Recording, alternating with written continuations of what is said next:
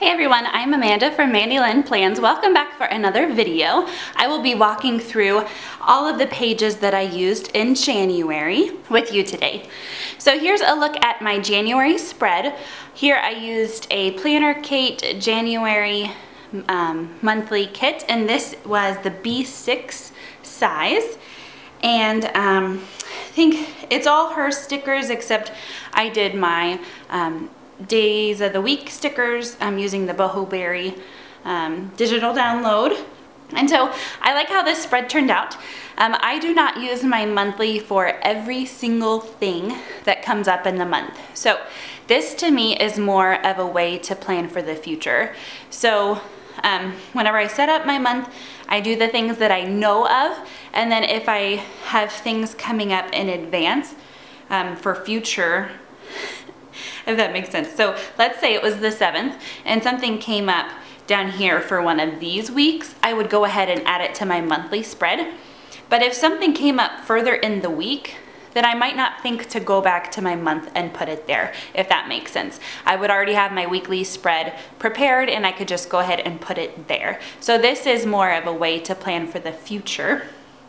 So there's that. And then we flip to our week. So this was the first week in January. Here I used a mix, I think it's mostly Erin Condren, but then some Planner Kate boxes as well. The Erin Condren stickers that I was using didn't have a lot of functional boxes, and so I used some Planner Kate things too. I think that these forks and knives are Planner Kate as well. So I kind of had some fun with deco. Deco's not usually my thing. Sometimes for holidays I'll use more, but typically it's not something that I usually love using in my planner. So that was the first week in January. And then here is the first week where I was using my own stickers. So this was kind of a test to see how they worked after I sized them, make sure the sizing was right, kind of feel out the market if you guys were interested in me opening a shop. So this was the week of the 7th to the 13th. And then we have the Tea for Two kit. This one is really fun. I like the way that that turned out.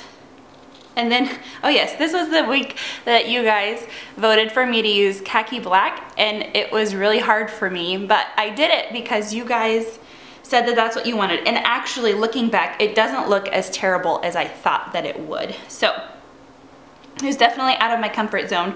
So thank you to everybody who commented on that. And then here is the Java bean kit. This week I used Ralph Waldo Emerson Organic Studio, and it has that beautiful sheen on it, and I just really liked how that turned out. And then for the current month, or excuse me, the current week, here I am using just some washi tape from Erin Condren, my Beauty by Starlet stencils, and then my script stickers from my shop. So I'm really loving how this is turning out so far. And, oh, I actually can cross off some of these things while I'm here. I did do grades, and I cleaned. Yeah, I think that's all I can mark off for right now. Oh, I did wash diapers. Okay, great. So let's go ahead and flip to the dailies.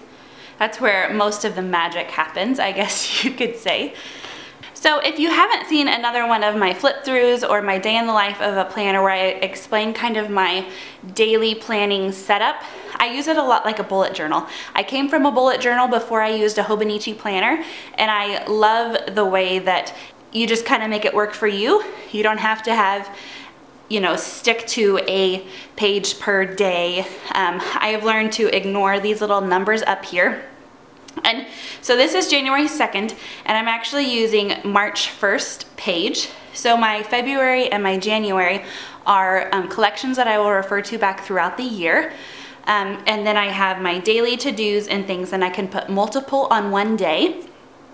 But then I still have the freedom to do full page collections in the midst of my month. So whenever I have collections in with my daily pages, it's something that pertains to just that month.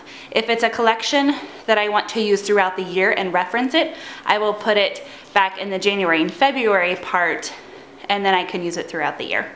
So here are just some to-dos and things.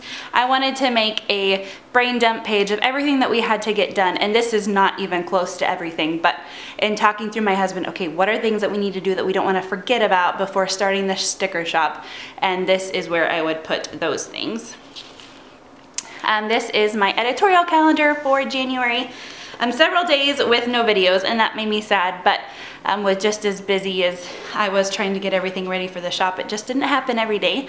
So I like to use sticky notes for this. It's easy to move things around, and then I can go back in just with my pen if it's something that has already happened and I know for sure that this went live this day, that type of thing. These things that I get in the mail are harder to nail down, like this boho berry missing item. And then the February boho berry box, I actually had to move this one several times because I didn't get it as early as I thought I was going to. So the sticky notes are very helpful for that. And then I have some more collections. I have go-to easy meals, especially with being pregnant. It is really hard for me to get dinner on the table. It's a little bit easier now that I'm in my second trimester, but my first trimester was so hard, and a lot of it was just figuring out what was for dinner. Nothing sounded good, and if I have this easy go-to meals page, then it made that decision process a little bit easier. These are things that we pretty much mostly have on hand, and I can just throw together pretty quickly, so that was helpful. And then I have notes from an in-service meeting, and then we get into more dailies. So here I just did pretty simple faux calligraphy, and then my fountain pen. And then here I used my distress ink and made a fun rainbow, so that was really fun. With just some to-dos and then some journaling. And then here I have more journaling and to-dos.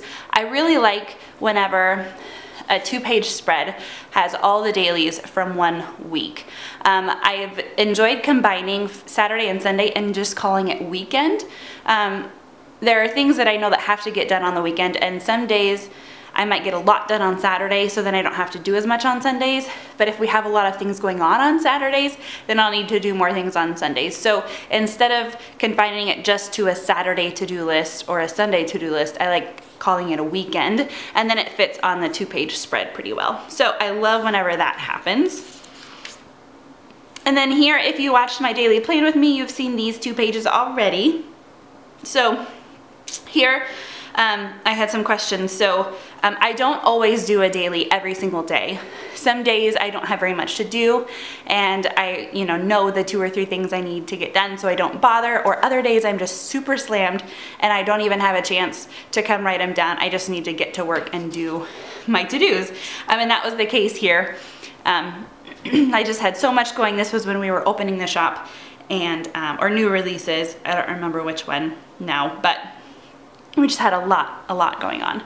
And then I just have Monday, Tuesday, and Wednesday. I did not do a Thursday for January 31st, but I do already have February started. So I'm not gonna show you that yet. I will show you all of what I have planned for February and my February flip through, so make sure that you look out for that in about a month. Thank you guys so much for watching. I hope this was helpful. Until next time.